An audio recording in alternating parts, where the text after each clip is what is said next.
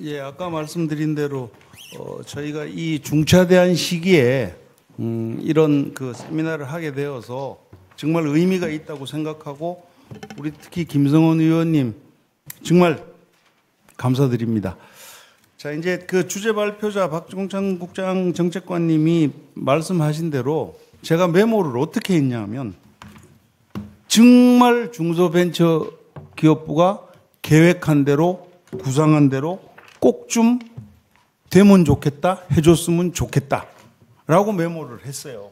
그 이제 저희는 언론사니까 기자들인데 정부 부처에서 매년 뭘 하겠다고 발표를 했는데 마지막에 가면 한 게 별로 없다. 이런 결론이 계속 나오기 때문에 지금 굉장히 좋은 얘기들을 해주셨는데 그 얘기가 꼭 좀 계획대로 구상한 대로 되면 좋겠다.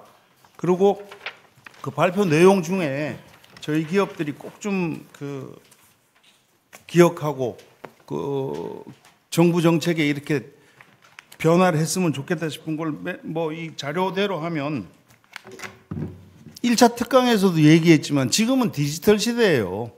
옛날에 종이 갖고 하던 페이퍼워크 이런 거 뭐 PPT 이런 거 이미 시대가 지났다.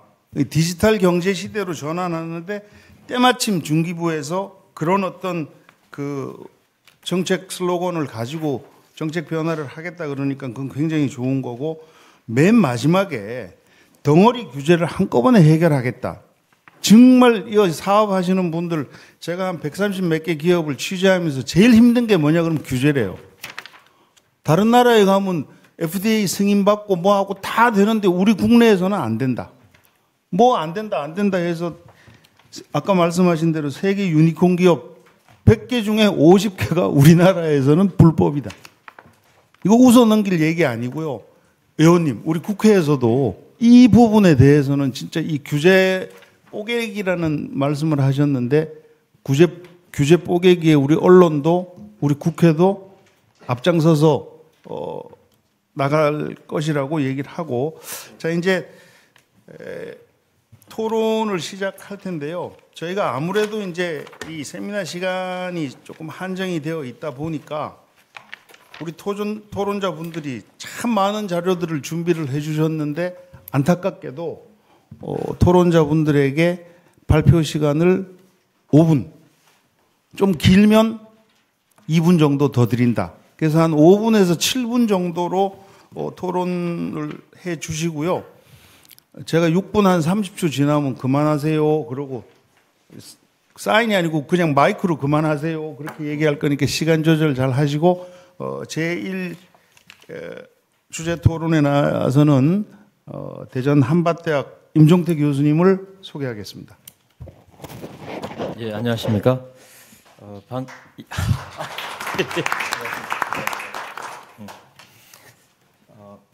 멋있게 소개를 해주신 우리 박성태 대표님께 감사드립니다.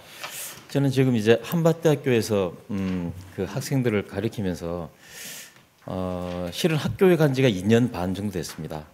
그 전에 대기업에서 한 20년 이상 근무를 하다가 그다음에 또 아까 오늘 창업 관련되는 이야기들이 많이 나오는데요. 그 대전 창조경제센터에서 제가 한 5년 정도 근무를 했습니다. 그래서 창업 생태계에 굉장히 관심이 많고 또 지금 학교에 와서도 기술 지주 대표를 같이 겸하고 있습니다. 그래서 학교에서 나오는 특허를 기반으로 해서 학생 창업과 그다음에 교원 창업, 그다음에 지주회사가 같이 도와드리고 있는 우리 자회사들이 한 60개가 있는데 그 자회사의 성장을 도와드리는 어쨌거나 저는 지금도 국내 창업 생태계에 몸을 담고 있다고 저는 생각을 합니다. 저한테 주어진 그 타이틀이 사실 이 타이틀을 제가 정한 게 아니고 우리 아마 박 대표님께서 정해주신 것 같은데 정부 중소기업 지원 대책의 허화실 엄청나게 큰 화두를 던져주셨습니다. 그래서 제가 이거를 어떻게 해야 되나 고민하다가 사실은 그 제목 그대로 보면 우리 중소벤처기업부의 중소기업에 대한 정책이 엄청나게 좀 뭐 모자라는 게 있거나 뭐 그런 네거티브한 그런 접근도 가능하지만 저는 굉장히 긍정적인 사람입니다. 모든 걸 긍정적으로 보고 그 성선설을 믿는 사람이거든요. 그래서 제가 생각한 거는 과거에 대한 분석도 중요하지만 당장 다가올 미래에 대한 걸 준비하는 것도 의미가 있겠다 저는 생각을 했고, 그래서 지금 제가 이제 CS 아까 말씀 잠깐 나왔지만 CES를 제가 하여튼 12, 13년 동안 쭉 계속 다니고 있습니다. 그래서 매해마다 1월 달에 이제 라스베가스에서 열리는 거기를 가는 이유는 거기를 가면 세상이 어떻게 돌아가는지, 앞으로 우리 미래가 어떻게 다가오는지, 그다음에 기업들은 뭘 준비하고 있는지, 그런 굉장히 중요한 제가 인사이트를 받고 옵니다. 그래서 올해도 1월 초에 다녀왔습니다. 다녀왔는데 올해는 조금 더 남다른 그런 느낌을 받았습니다. 그래서 이 산업의 트렌드가 굉장히 바뀌어가고 있는데 그 중에 특히 관심을 가졌던 분야가 자동차 산업 쪽입니다. 그래서 자동차 산업의 어떤 시장의 변화와 그다음에 우리 기업들은 어떻게 준비를 하고 있는지, 그래서 거기에 대한 이야기를 좀 말씀을 좀 드리고자 합니다. 우선 앞서 우리 박종찬 국장께서 중기부의 어떤 올해 그 정책 방향을 말씀을 해 주셨는데, 뭐 글로벌 디지털 그다음에 함께 성장이라고 하는 그런 좋은 테마를 쓰임을 가지고 정책을 집행하시겠다고 합니다. 저는 그 큰 방향성에 대해서 총론에서는 크게 공감을 하는 바이고요. 다만 이제 강론으로 이제 들어가서 실행에 대한 이야기가 남아 있는데, 그 중에 방금 말씀드린 그 CES를 통해서 제가 느꼈던 자동차 산업과 관련된 우리 준비 상황과 또 우리가 앞으로 어떻게 대응을 해야 되는지 말씀을 좀 드리고자 합니다. CES는 한 56년 됐죠 벌써. 그래서 우리가 TV와 냉장고 이런 전시를 시작을 했습니다. 한 지난 40년 동안, 그러니까 1967년부터 40년 동안은 TV, 냉장고가 이제 가전이 중심됐던 그런 전시회였고요. 그러다가 2007년도에 아주 큰 변화가 생기는 디바이스가 등장을 합니다. 스마트폰이 이제 아이폰을 통해서 등장을 하는데, 그 등장을 하면서 한 또 15년 정도는 스마트폰을 중심으로 한 산업 생태계가 세계 경제를 끌어갑니다. 더구나 2008년 9년도에 큰 그 리만 사태가 있었어요. 큰 금융 위기를 극복했던 게 뭐냐 하면, 그때 이제 4세대 이동 통신, 그다음에 스마트폰을 중심으로 한 새로운 모바일 서비스, 이런 것들이 B2C로 확대가 되면서 세계 경제를 극복하는 데 큰 기여를 했습니다. 그런데 지금은 2023년이 됐는데 또 새로운 큰 변화의 흐름이 느껴집니다. 지금 자동차가 이제 전동화, 배터리 기반의 에너지로 바뀌죠. 내연기관에서 이제 그 전동화 엔진으로 바뀝니다. 그리고 자율주행 기술이 접목이 되면서 이게 하나의 커다란 움직이는 스마트폰이 된 거죠. 바퀴 달린 스마트폰이라고 보시면 됩니다. 그러면 이게 왜 중요하냐 하면, 과거에 우리가 돈을 벌었던 생태계는 스마트폰에서 나오는 데이터를 기반으로 돈을 벌었습니다. 구글, 아마존, 마이크로소프트 다 데이터의 길목을 딱 잡고 데이터를 기반으로 새로운 경제와 비즈니스와 가치를 창출을 했죠. 그런데 이게 이제 자동차로 옮겨간다는 겁니다. 자동차는 우리 자율주행이 되면 눈도 자유롭고 손발이 자유롭습니다. 자동차 안에서 굉장히 많은 일을 할 수가 있는데, 스마트폰에서 경험했던 모든 경험이 자동차로 그대로 전환이 되고, 자동차를 중심으로 해서 굉장히 많은 데이터가 나옵니다. 자동차가 다 연결이 되죠. 커넥티드 카로. 자동차와 자동차, 자동차와 사람, 자동차와 인프라, 신호등까지 연결이 됩니다. 그러면 스마트폰이 만들어내는 데이터보다 훨씬 많은 데이터가 나옵니다. 그 길목을 누가 잡느냐? 여전히 아마존, 마이크로소프트 이런 친구들이 길목을 딱 잡고 있습니다. 그럼 우리가 뭔가 들어가야 되죠. 그런데 이 이야기 말고 제가 오늘 드리고 싶은 말씀은, 자동차 산업계에 굉장히 많은 서플라이 체인이 구성이 되어 있는데, 우리나라 예를 들면 한 25만 명 정도가 이 자동차 부품 중소기업을 중심으로 근무를 하고 있다고 합니다. 그런데 이 중소기업들이 얼마나 준비되고 있느냐, 제가 통계를 하나 본 게 있습니다. 통계를 본 게 있는데, 이게 이제 올 초에 나온 통계입니다. 중소벤처기업연구원이 발표한 자료가 있는데, 우리나라의 자동차 부품 관련사가 만약에 100% 전기자동차로 전환이 되면 3,429개가 회사가 없어진다고 합니다. 망한다는 얘기죠. 그러니까 이 이야기는 뭐냐면, 자동차 전체 부품 제조사 중에 32.3%가 사라지는 거고, 이게 매출 기준으로는 16조 8천억이 없어진다는 겁니다. 그리고 또 하나 또 심각한 거는 일자리 관련인데요. 한 지금 25만 명 정도가 자동차 부품 중소기업에 근무를 하고 있는데 그중에 3분의 1의 일자리가 없어진답니다. 8만 명 이상의 일자리가 사라진다는 거죠. 지금 저희가 새로운 일자리를 만들기 위해서 굉장히 노력을 하고 있습니다. 새로운 직업, 창직, 산업을 만들고 있지만 기존의 자동차 산업에서도 8만 개가 사라지니까 굉장히 심각한 상황인데 더 중요한 건 뭐냐면 그럼 우리나라 부품사들을 얼만큼 준비를 하고 있느냐. 400개 부품사를 대상으로 설문조사를 해봤어요. 너네는 미래차에 대한 준비를 얼마나 하고 있니 했더니 74%는 준비를 전혀 못하고 있다고 하는 거죠. 그러니까 400개 중에 294개가 전혀 준비가 되고 있지 않다. 굉장히 심각한 상황이죠. 그런데 이런 상황이 2025년부터 본격화 된다는 겁니다. 그러면 이 기업들은 왜 준비를 못하고 있는가? 충남 테크노파크가 한번 조사를 해봤어요. 충남 지역에 자동차 부품 회사가 많이 있습니다. 왜 준비를 못하냐 봤더니 정보가 부족하고 뭐 설비 투자비가 부족하고 신제품 개발비가 부족하고 노하우와 인재가 부족하대요. 그래서 못한다고 합니다. 물론 이 말고도 그 굉장히 이유는 많겠지만 중요한 거는 뭐냐면 지금이라도 우리가 준비를 해야 되는데 이 준비가 중소벤처기업부 혼자만 할 수 없다는 거죠.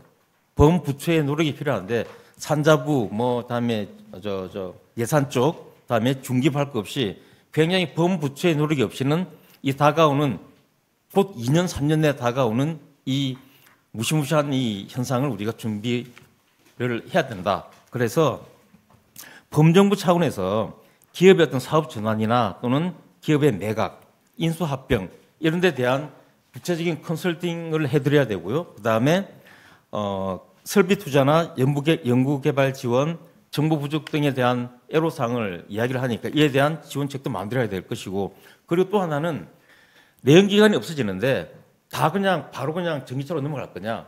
이 전환에 대한 타임라인을 완충 시간을 좀 벌여야 된다. 그래서 기업들이 준비할 수 있는 시간을 좀 만들어줘야 되는데 그러려면 하이브리드나 또는 수소 기반의 어떤 내연기관과 같이 부품을 쓸 수 있는 그런 전략적인 어떤 타임 로드맵을 좀 만들어서 기업들이 준비할 수 있는 시간을 벌어들여야 된다는 그런 생각을 해보았습니다. 네, 제가 사인을 안 드렸는데 지금 몇 분 하신지 혹시 시간 재보신 분 계십니까? 10분 하셨습니다. 근데 내용이 알차기 때문에 10분이라 그래도 중간에 제가 끊을 수가 없었어요. 그래서 우리 이제 임종택 교수님 얘기를 딱 집약하면 자동차 산업에 대해서 얘기를 하셨지만 변화하는 트렌드에 발맞춰서 기업들도 선제적으로 대응을 해야 된다. 뭐 안 된다, 뭐 안 된다, 뭐 안 된다, 뭐 안 된다 핑계만 대지 말고 어쨌든 노력을 하셔야 된다는 얘기하고 그 다음에 또 한 가지는 이거는 중소벤처기업만 해서 되는 일이 아니고 범부처적으로 전 부처가 다 같이 해야 된다는 그 얘기가 핵심이셨던 것 같습니다. 자, 그 다음에 이제 이 주제 발표는 정부 정책 지원 사업의 효과적 활용 방안이라 그러는데 제가 토론자를 30초만 소개할게요. 30대 스타트업 청년 기업입니다. 30대 중반 조금 넘으셨지.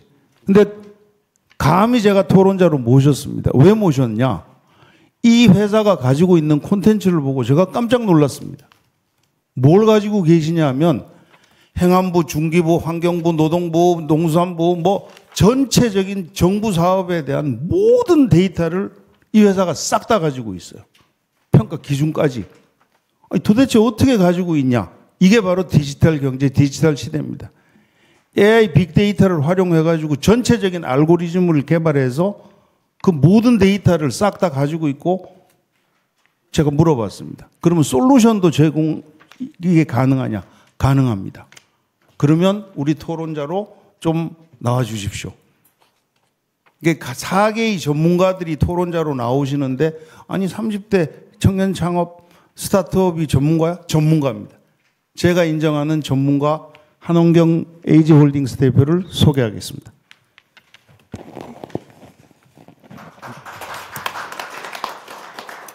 네, 안녕하십니까. 에이지홀딩스 한원경입니다.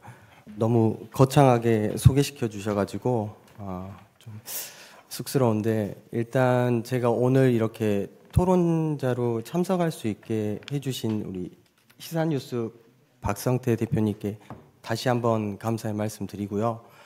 제가 지금 이제 스타트업과 소상공인분들 그리고 중견기업 대표님들 만나면서 시장 상황과 이런 고충들에 대해서 고민을 좀 많이 하면서 제가 어떻게 이런 문제적인 해결 사항을 만들어 볼 수 있을까, 이 사회적인 문제를 해결해 볼 수 있을까 한번 고민을 해보면서 이 사업을 시작하게 됐습니다. 먼저 제 소개 짧게 해드리면 저는 이제 지금은 명과 암으로 갈려 있지만 박근혜 정부 때 우리 창조경제 시절 때 제가 그때 전통시장에서 좀 지원을 많이 받게 됐습니다. 그때부터 지원 사업과 연이 돼서 문체부 쪽에서 지원을 받고 또 제가 하고 싶은 그런 엔터테인먼트 사업을 하면서 또 사업을 처음에 정부 지원금 조달을 통해서 잘 했던 그런 경험이 있었습니다. 그리고 시간이 지나면서 제가 고용노동부나 다른 부처에도 중기부나 관심을 갖다 보니 엄청나게 많은 이런 지원 사업들, 그런데 이런 이야기들이 있지 않습니까? 알고 있는 분만 받는다. 알고 있는 분이 또 고도화해서 또 받고 이런 게 제가 볼 때는 unfair하기보다는 그래도 기회가 좀 많은 분들한테 열려 있으면 좋겠다. 그래서 정부에서도 굉장히 많이 광고를 하고 홍보를 하고 또 굉장히 이제 온라인으로도 지금 활발하게 저희가 직접적으로 만날 수 있습니다. 많은 정책들을. 하지만 제가 사회적인 문제를 요새는 고용 관련해서 굉장히 포커스를 많이 맞추면서 지금 사업을 진행을 하고 있습니다. 그래서 고용 창출에 대해서 어떻게 하면 소상공인분들이 애로사항을 해결할 수 있을까, 그리고 그들이 중견까지 어떤 방법으로 갈 수 있을지 정말 좋은 정책 자금을 한번 제가 나름대로 소개시켜 드리면서 그렇게 말씀드리겠습니다. 저희 한번 실업자 및 실업자 추이를 먼저 보겠습니다. 33페이지 보시면 그러면 지금 22년도 1월달보다 23년도 1월달이 실업률은 감소를 했습니다. 하지만 실제로 97.3%가 현재 60세 이상이 취업이 됐고 나머지 100% 중에 10%도 안 되는 이제 취업률이 20대, 30대, 40대, 50대 이렇게 있는 실정입니다. 지금 현재 저희 정부에서는 참 안타깝게도 저희 나라에서는 그렇게 실업률이 너무나도 좀 심각한 상황이 있고요. 그리고 이런 실업률을 좀 타개해보자 해서 정부에서 37페이지를 보시면 굉장히 많은 인건비 지원 사업을 투입을 하고 있습니다. 그런데 인건비 지원 사업에서도 저희가 너무나도 많기 때문에 제가 간략하게 말씀을 드리면 세 가지만 딱 뽑아서 말씀드리겠습니다. 고용노동부 주관 국민취업지원제도 1경험 프로그램, 그리고 중소벤처기업부에서 주관한 신진 그리고 고경력 연구인력 지원, 그리고 행안부에서 시행하고 있는 지역주도형 일자리 사업. 아무래도 이런 사업들이 가장 사업비가 크고 그리고 직접적으로 사업하시는 우리 기업가들한테 굉장한 도움을 많이 주고 있습니다. 그래서 이런 인건비 지원 사업에 대한 내용도 여기 계신 분들도 잘 모르신 분들이 있을 거라고 생각을 합니다. 저희가 조금만 더 관심을 가지면 이러한 지원 사업도 많이 받으실 수 있으시고요. 그리고 그 밑에 정책자금 부분에서 이제 보면 저희 박종찬 정책관님께서 또 도전적 혁신적 R&D 올해부터 이제 신설해 주신다고 말씀해 주셨는데 저도 그렇게 R&D 사업을 굉장히 국가적인 어떻게 보면 정말 중요한 국책과제다라고 생각을 하고 있습니다. 이 R&D를 통해서 삼성도 세계적인 글로벌 기업이 됐고요. 그리고 많은 벤처기업도 정말 엄청나게 큰 성장을 했다고 제가 많은 뉴스와 또 언론과 그리고 제가 관심 있는 부분에서 확인하게 되었습니다. 그래서 R&D 부분에서 정부에서 정말 공격적으로 추진을 해주신다고 하면 인력 부분과 그리고 자금 부분에서 정말로 기업들이 큰 수혜를 받지 않을까 싶습니다. 그래서 저희는 기업별로 실제로 현장에서 컨설팅을 해드리는 이제 기업이다 보니 F&B 그리고 엔터테인먼트 그리고 뭐 소부장 분야별로 기업별로 저희가 조금 좀 딥하게 5년 계획안까지 수립을 해드리고 있습니다. 그래서 100억까지 어떻게 하면 조달을 받을 수 있는지, 그리고 500억 이상 금융을 어떻게 일으킬 수 있는지 순차적으로 그렇게 안내를 해드리고 있고요. 저희가 말씀을 드리는 부분은 전부 다 이제 근거를 가지고, 토대를 가지고, 그리고 기업이 성장하는 방향을 어떤 식으로 제안을 하는지는 이제 저와 만나서 디테일하게 말씀을 나눠보시면 업종 업태별로 전부 다 틀리기 때문에 그런 내용들 자세하게 말씀을 드릴 수가 있습니다. 그래서 이런 부분들을 저희가 조금 박성태 우리 대표님께서 말씀해 주신 것처럼 저희가 개발을 좀 해보자. 어떻게 하면 우리 소상공인분들이나 중소 중견기업 대표자님들께서 서류에 치여서 살지 않고 쉽게 우리가 스마트하게 지원 사업을 좀 컨택할 수 있을까? 그리고 또 이렇게 컨택을 하더라도 본인의 역량이 있고 인프라가 있음에도 불구하고 사업이 또 선정이 안 되는 경우가 있습니다. 여러 가지 이유가 있겠지만 그런 부분을 좀 타파하고자 저희가 그런 쪽으로 좀 손쉬운 이제 개발을 추진을 하고 있습니다.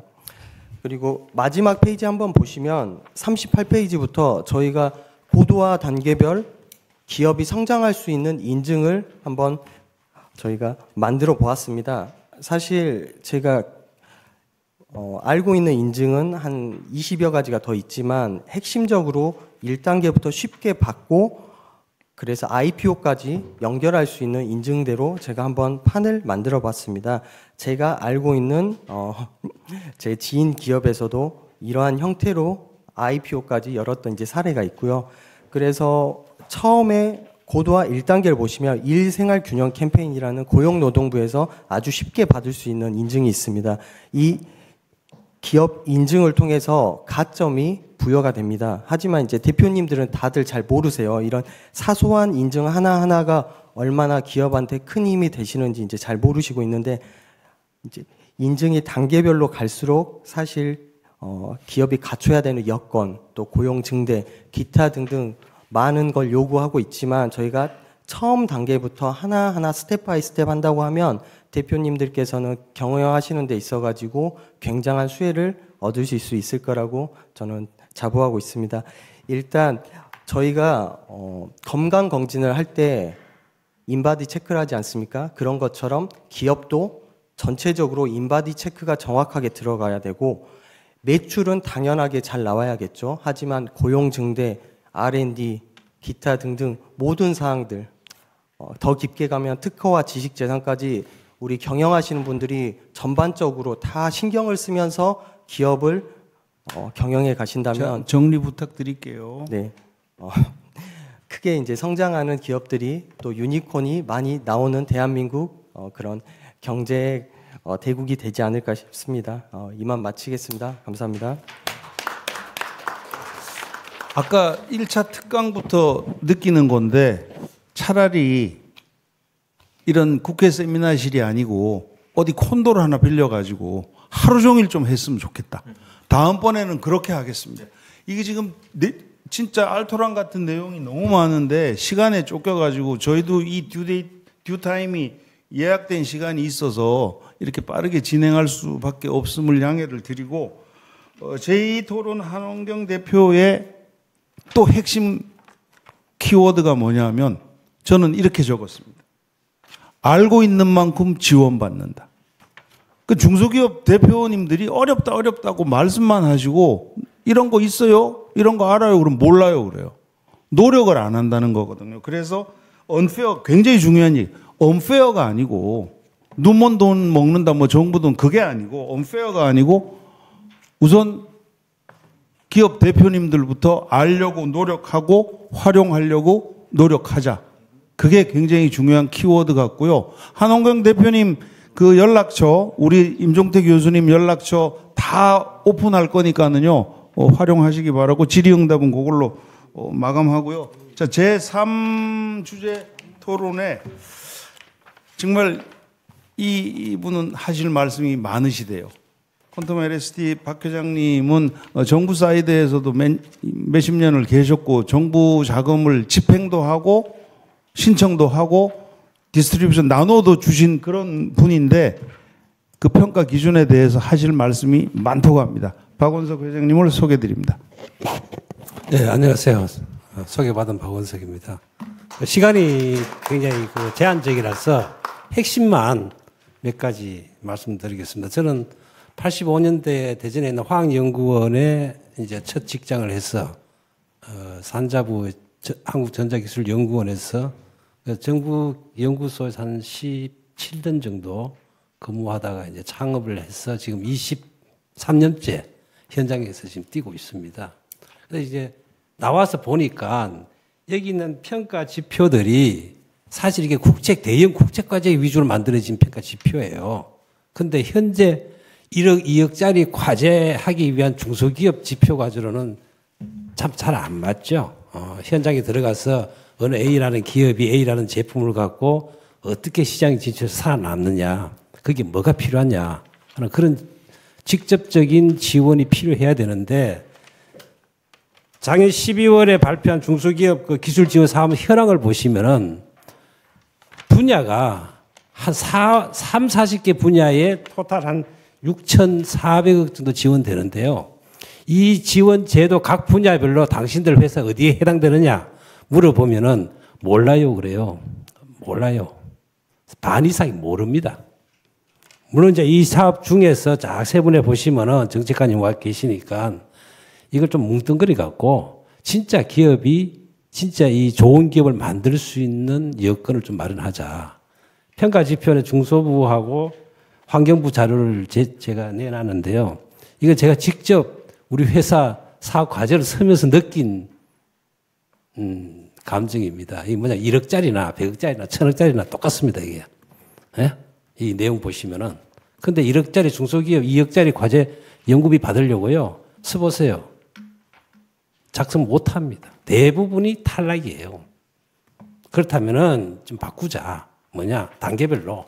그래서 뭐 스타트업 단계, 그 다음에 상용화, 파일럿 단계, 그 다음에 양산 단계에 있는 기업들 위주로 그 기업이 뭐가 필요한지를 정확하게 지표를 주고 그 기업이 세상에 살아남게 해줘야 결국 지금 이 정부 정책 자금 지원 목적이 뭡니까? 기업 살리자는 거 아니에요. 그러면 그 목적 달성하면은 그 다음에는 뭘 원하는 겁니까? 정부가. 기업 살아서 고용 창출하고 세금 많이 내라 이거 아닙니까? 그럼 그 목적대로 가주는 게 평가 지표가 아니겠느냐. 예를 들어서 제가 계산 한번 해봤어요.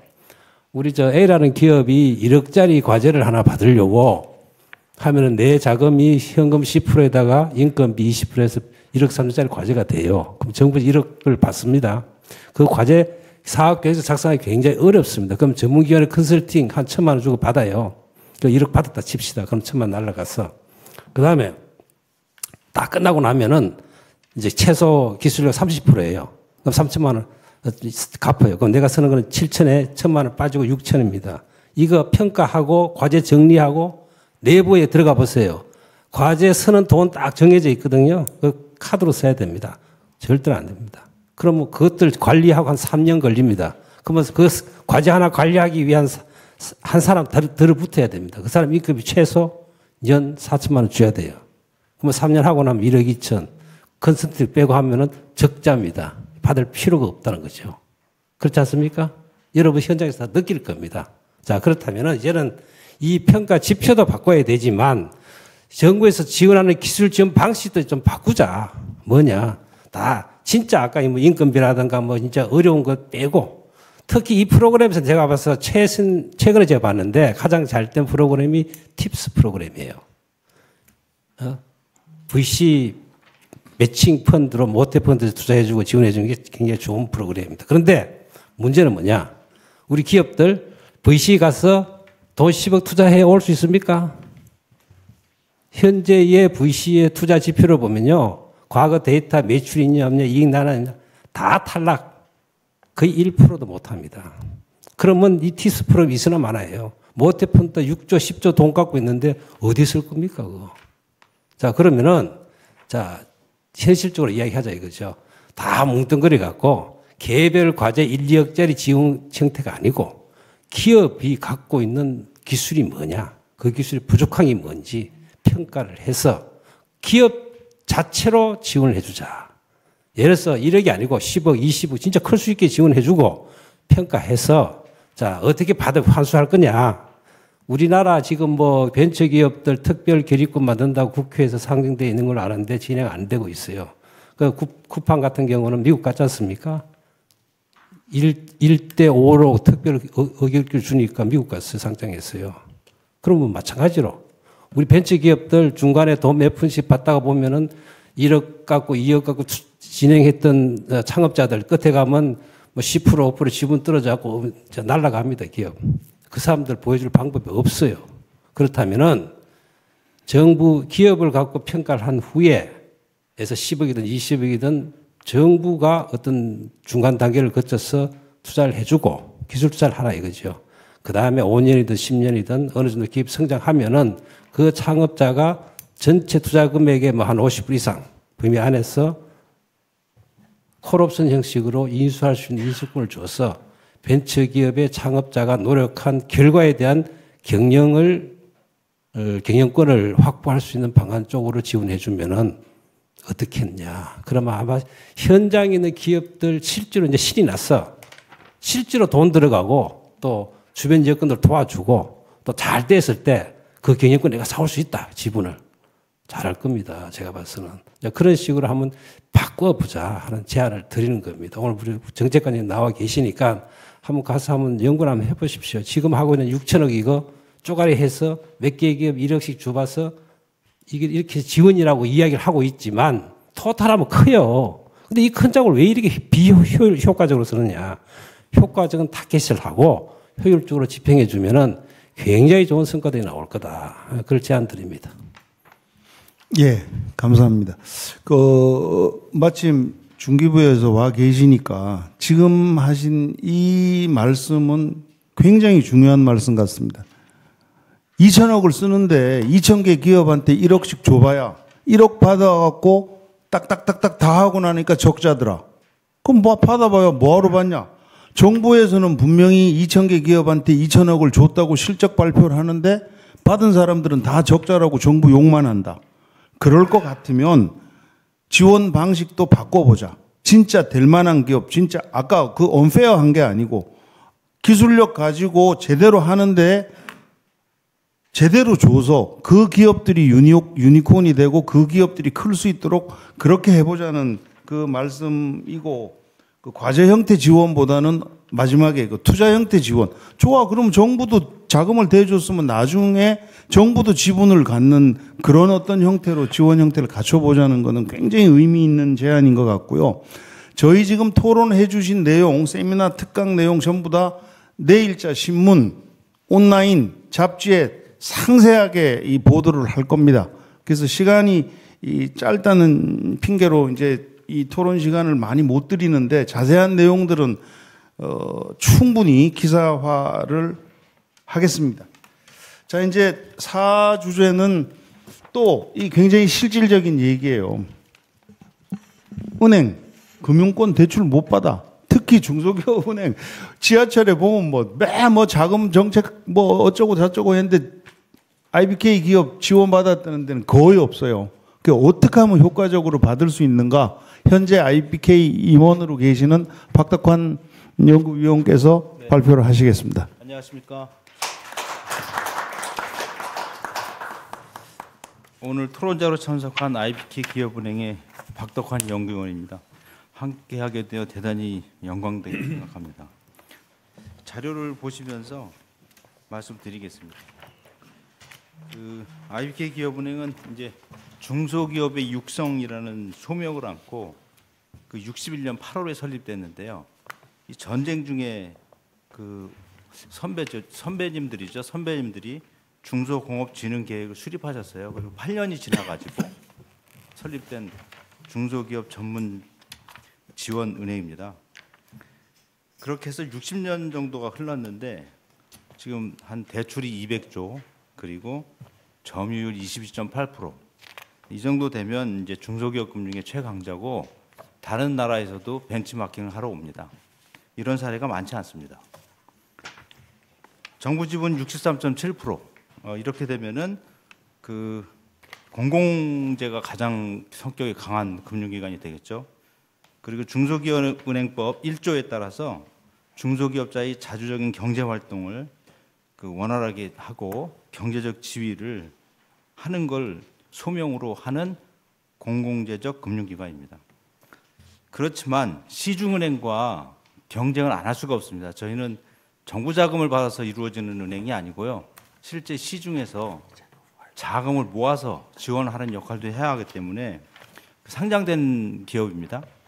그 차별 없는 어떤 경쟁 환경 속에서 금융 활동을 선도해 가지고 개인 고객도 1,000만 명을 달성하고 신용카드 신탁업 영위를 하고 단기 순이익 1조 클럽에 가입하고 주식 거래소 상장된 현재 총 자산 400조 이상, 전국 635개 영업점, 해외 59개 점포를 갖고 있는 영국 더 뱅커지가 선정한 100대 클럽 안에 들어가 있는 우수한 은행입니다. 사실 저희들이 우리가 갖고 있는 은행에 대한 평가가 상당히 낮습니다.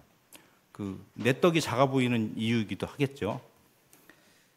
다른 은행과 행보를 달리하는 금융 서비스들이 몇 가지 있는데 그 기술금융하고 동산담보대출 말씀드리겠습니다. 기술금융은 전에 없었습니다. 근데 아까 계속 말씀하셨던 것처럼 담보 위주의 간행을 벗어난 대출을 해야 되지 않겠느냐는 얘기가 수년간 나왔어요. 지금만 나온 얘기가 아니에요. 그래서 그럼 기술을 어떻게 평가하느냐? 그러면 나이스 평가기관도 있고 여러 가지 평가기관들이 있으니 그쪽에서 테크닉한 평가를 해가지고 T4, T3 등급 이상 되는 분들에게 자금을 지원합시다. 신용으로 금리도 좀 저렴하게 해드립시다. 해서 시작된 게 꽤 됐습니다. 그래서 현재 저희가 기술금융으로 94조 원의 신용대출을 실행했고요. 동산담보는 또 없었습니까? 이게 기계류들은 다 이동하잖아요. 갖고 다닙니다. 이게 어떻게 담보가 될 수 있어? 절대 안 돼. 절대 시중은행은 이거 담보 운영 못합니다. 스마트 기기를 활용해서 설비된 설비들에 대한 관리를 합시다. 라고 나름대로 아이디어를 내고 개발을 해서 동산담보대출 국내 금융권 1위입니다. 안 하는 게 아니고 실제로 이런 활동들을 하고 있기 때문에 이런 것들에 대한 이해를 바탕으로 IBK 기업은행을 방문하셔서 꼭 상담을 하셔야 되는데 이게 중고기계예요. 해외에서 들어오는데 비싸니까 중고로 산단 말이에요. 중고기가 담보가 되겠습니까? 평가를 할 수가 없어요. 그거 갖고 안 된다 그러시는 거예요. 계속. 그래서 저희들이 나름대로의 고충도 있으니 그런 부분은 좀 이해를 해주셨으면 좋겠다 말씀을 드리겠습니다. 네, 그리고 저희가 공공재로서 왜 금융기관이냐 이렇게 말씀을 드린다면 신용 등급이 저조한 분들의 대출 금액이 57.6%로 14조 원 규모인데 상당히 많아요. 신용 등급이 안 좋으신 분들이 IBK 기업은행에서 많은 대출을 받으십니다. 왜 그러냐? 저희 공공재이기 때문에 비 올 때 우산을 뺏지 말아야 되지 않겠냐라는 그러한 공공재적 금융의 역할을 강조하기 때문에 이런 결과가 나오게 되는데 언론지상에서는 기업은행 연체율 높아간다. 기업은행 잘 못한다. 이렇게 말씀을 하시는데 그건 전혀 아니라는 점을 이해를 해주셨으면 감사드리겠습니다. 금융지원은 자금 용도가 단순합니다. 운전자금이냐 시설자금이냐 딱 그렇게 나눠져요. 운전자금이 뭡니까? 애들 급여 줘야 되잖아요. 우리 직원들 죄송합니다. 직원들 급여 줘야 되고 원자재 구매를 해야 물건 만들 거 아닙니까? 그러면 그걸 돌려야 되는데 일회전 자금 뭐 3개월짜리 6개월짜리 이렇게 나오겠죠. 운전자금을 내가 신용으로 받겠다. 등급이 줘야 되지 않겠습니까? 제가 어디 가서 내가 급여 줄 돈이 없는데 1억을 주죠 하면은 제일 먼저 뭐 보겠습니까? 그분이 과거에 했던 거, 그분이 그동안 거래하셨던 거 이런 걸 다 보시고 등급이 나오면 거기에 맞게 대출 지원을 해드리고 있습니다. 그게 신용대출이고요. 그 공장 설비하고 대지 구입해 하시고 막 이러시면 이제 건물도 짓고 막 해야 되잖아요. 그러면 그 자금 다 어디서 나옵니까? 못 하잖아요. 내 설비는 늘려야 되는데 오다는 많이 들어오고. 그래서 어떻게 합니까? 대지를 구매를 하고 공단을 찾아가고 건물 신축을 하지 않습니까? 그럼 거기에 대한 필요한 자금이 나와요. 대지는 바로 사겠죠. 대지 자금 나옵니다. 그런데 내 돈 한 푼도 안 들이고서 대지 설비를 한다는 분들이 많아요. 그거 지원하면 되겠습니까? 안 되죠. 그러면 최소한 10%에서 20% 정도, 세금 낼 돈 정도는 취득세 내야 되잖아요. 갖고 계셔야 되지 않겠습니까? 해도 100% 지원을 해달라 그래요. 그거 지원할 수가 없습니다. 그래서 최소한 20%의 자기 자금을 갖고 설비 자금을 지원 받으실 수 있고요. 또 중요한 거는 내가 거기 사는데 10억 주고 사는데 왜 너네 이거 담보평가 6억짜리냐? 이렇게 오세요. 부실화 났을 때 경락률이 있습니다. 그 경락률을 따지면 그 가치가 60% 정도로 딱 떨어져요. 왜? 낙찰률이 그렇거든요. 그러면 담보평가를 어떻게 넣냐? 당신은 10억을 주고 사지만 저희는 이 담보에 대해서 6억을 드리겠습니다. 라고 얘기를 하죠. 그럼 나머지 2억은 어떻게 됩니까? 신용으로 나가는 거예요. 그 신용으로 나가는데 신용이 없어. 그럼 어떻게 합니까? 보증기금, 기술신용보증기금을 찾아가서 거기서 보증을 받으시는 거예요. 그러면 금리도 내려가고 안정적으로 자금을 받으실 수 있습니다. 대출 상품은 아주 다양하게 구비하고 있는데요. 저희가 정책금융기관이다 보니까 정책자금과 연계된 지원이 아주 우수합니다. 보시면 아시겠지만 중소벤처진흥공단과도 같이 성공창업, 일자리 지원 같이 하고 있고, 한국은행의 온랜딩 자금, 수출입은행의 온랜딩 자금 받아서 수출기업 지원하고 있습니다. 그리고 창업 7년 이내 일반 기업이나 기술형 창업기업, 일자리 창출 기업에 대한 금리 감면 프로그램 진행해서 어떻게든 우리 중소기업들이 안정적인 경영을 유지하는 데 있어서 IBK 기업은행이 역할을 하려고 애를 많이 쓰고 있습니다.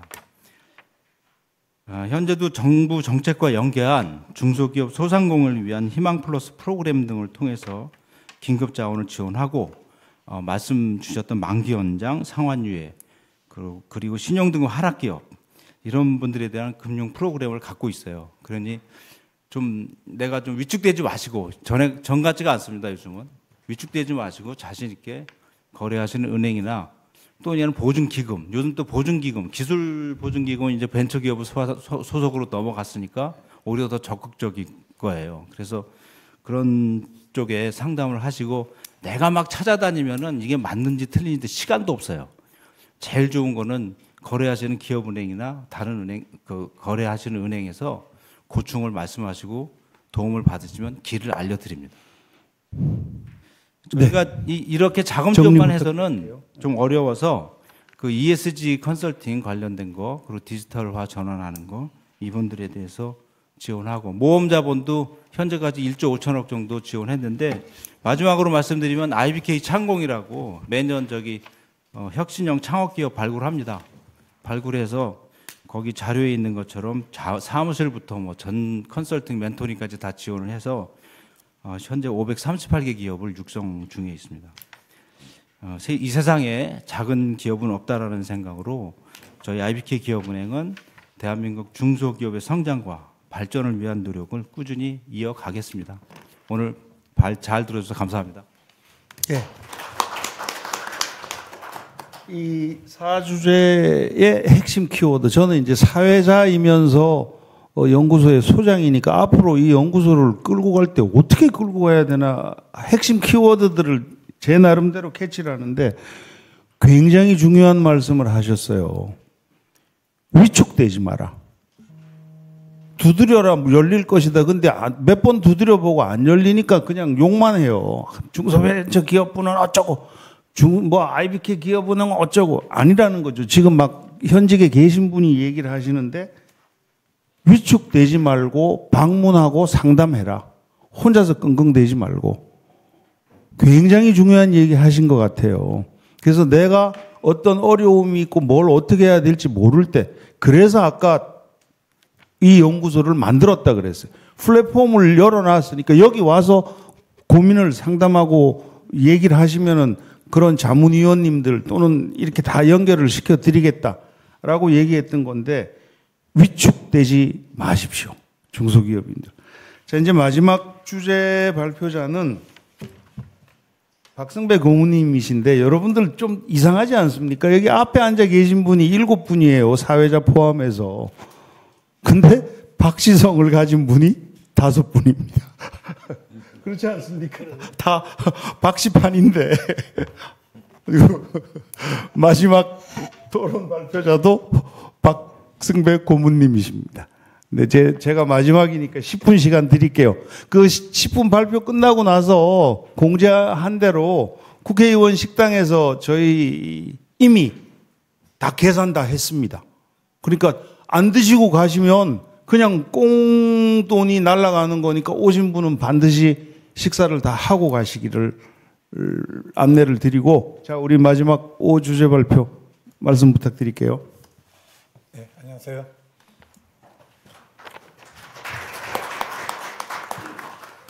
저는 법무부인 태평양의 박승배 고문입니다. 주로 이제 IPO나 창업 초기 벤처기업의 성장 지원 같은 자본시장 관련 자문을 제가 주로 담당하고 있고요. 이제 오늘 드릴 말씀은 우리 스타트업 기업들이 성공적인 투자 유치를 위해서 어떻게 IR을 하는 게 좋을지에 대해서 간단하게 제가 소프트하게 제 생각을 말씀드리겠습니다. 제가 이제 주로 이 IPO 같은 거, IPO 쪽을 이제 자문을 하다 보니까 이제 기업들로부터 그 IR 자료에 대한 이제 브리핑도 많이 받고요. 그리고 뭐 리뷰나 코멘트 등을 이제 요청을 많이 받습니다. 이런 과정에서 제가 조금 더 투자자의 마음을 이런 방식으로 하면 더 끌지 않을까 하는 그런 생각들을 제가 이제 말씀을 드리겠습니다. 먼저 이제 자금 조달 환경에 대해서 이제 말씀드리겠습니다. 스타트업 기업들이 초기에 성장하는 과정에서 겪는 가장 큰 어려움은 아마 자금 조달의 이제 문제일 것 같은데요. 작년 11월달에 한국무역협회에서 이제 발표한 스타트업 기업을 대상으로 한 설문조사 결과 역시 이제 스타트업 기업들이 가장 큰 애로사항으로 꼽은 것이 바로 자금 조달의 어려움이었습니다. 결국 이제 성공적인 투자 유치가 스타트업 기업의 생존을 위해서 반드시 필요한 것이고, 이렇게 이제 투자 유치의 방법으로 IR도 중요하지 않을까 이제 생각이 됩니다. IR이라고 하는 것은 뭐 여러분들 다 잘 알고 계실 거예요. 기업이 자본시장에서 기업 가치를 정당하게 평가받기 위한 기업과 이해관계자 간의 어떤 커뮤니케이션, 마케팅 활동을 이제 말하는데요. 그냥 간단히 말씀드리면 이제 기업이 투자 유치를 위해서 투자자를 대상으로 해서 투자 결정에 필요한 기업 정보를 제공하는 활동이 이제 IR이라고 합니다. 그러면 이 IR의 가장 큰 목표는 결국 기업의 제품이나 서비스의 강점, 경쟁력, 성장 가치를 투자자한테 어필을 해서 관심을 도출해내고 결과적으로 투자 유치를 이끌어내는 것이 이제 IR의 목표일 겁니다. 그럼 이 기업이 IR을 통해서 투자 유치를 이끌어내기 위한 효율적인 IR 방법이 뭐가 있을까요? 뭐 이렇게 IR 관련해서 뭐 여러 가지 뭐 컨설팅도 이제 많이 받으시고 하시는데 제가 이 자문하면서 이 경험을 기초로 해서 이렇게 했으면 좋겠다 하는 효율적인 핵심적 IR의 그 포인트만 좀 말씀을 좀 먼저 드리겠습니다. 가장 먼저 강조하고 싶은 것은 투자자의 시각에서 이제 이야기를 해달라는 겁니다. 보다 구체적으로 이야기를 하게 되면 이제 IR을 하는 기업 대표님들을 이렇게 보면 주로 이제 본인들이 이제 잘 아는 언어로 본인들의 시각으로 막 설명을 합니다. 좀 더 이제 구체적으로 말씀을 드리면 이 바이오 업체 대표분들이 이제 와서 이제 IR을 이제 하게 될 경우에 이제 의학 전문 용어로 막 설명을 해나가거든요. 그러면 이제 그 해당 분야에 지식이 없는 투자 관계자 입장에서는 이해하기가 굉장히 어려워요. 그러니까 가장 많이 이제 실수하는 방법들이 본인들이 아는 용어, 너무 전문적인 언어, 특정 분야에서만 사용하는 용어 이런 것들을 이제 해서 이제 IR을 주로 많이 하는데 그렇게 하다 보면 투자 관계자들 입장에서는 꼭 그 분야에 전문 지식이 있는 건 아니니까 좀 애로사항이 좀 많이 있고요. 이런 거는 나중에 이제 IPO에 이제 관심이 있으신 분들도 마찬가지이실 텐데, 저는 이제 한국거래소 출신입니다. 이제 상장 심사 관련해서 오랫동안 일을 했고요. 그래서 이제 상장 심사하는 과정에서도 똑같은 일이 발생을 합니다. 이제 한국거래소에 있는 그 상장 심사역들이 그 의학이나 공학이나 이런 쪽 전공자보다는 문과 쪽에 이제 전공을 하는 분들이 많으세요. 그런데 이 IPO 이제 상장 심사 받겠다고 기술성장기업 대표님들 와서 기술성장기업 대표님들이나 바이오업체 대표님들이 오시면 1시간 정도 그 짧은 시간에 이제 본인들의 회사에 대한 강점을 소개해야 되니까 막 의학적인 용어로 막 풀어내요. 그러면 심사역들은 전혀 이해를 못합니다. 그 투자를 받을 때나 나중에 상장 심사를 할 때 가장 중요하고 가장 키포인트는 자기 기업에 대한 이해를 상대방이 하게 하는 거거든요. 그런 의미에서 본인들만의 언어로 이야기하지 마시고 투자자의 시각에서 투자자의 입장에서 설명을 하는 게 투자 결정을 받는 입장에서는 굉장히 중요합니다. 두 번째는 가급적이면 스토리텔링 방식으로 이야기를 했으면 좋겠습니다. IR 자료를 이렇게 보면 되게 방대한 경우도 많은데요. 이게 본인들이 하고 싶은 얘기들을 막 담다 보니까 중구난방으로 뭐 이어지지도 않고 그러다 보면 설명을 듣다 보면 지쳐요. 그래서 제가 드리고 싶은 말씀은 뭐 예를 들면 그런 거죠. 대표이사인 저는 어떤 특정 시장에 대해서 업무 경력이 몇십 년 동안 있었고 아니면 몇 년 동안 있었고 나는 이런 특정 분야에 대해서 많이 이해를 하고 있습니다. 그런데 특정 시점에 특정 시장에 저한테 주어진 사업 기회를 인식을 하고 그래서 제가 회사를 창업하고 이런 주력 제품을 만들게 됐습니다. 우리 회사는 이런 우리만의 경쟁력으로 1년 뒤, 2년 뒤, 3년 뒤 어떤 객관적인 근거에 입각해서 얼마 이상의 매출을 예상하고 있고 향후에 어떤 액식 해소 방안을 갖고 있습니다. 이렇게 설명을 하면 듣는 사람 입장에서도 이 회사가 저분이 어떤 업력을 갖고 있고 그래서 어떤 특정 시장에 저분만이 갖고 있는 업력을 기초로 해서 자기만이 갖고 있는 사업 기회를 포착을 했구나.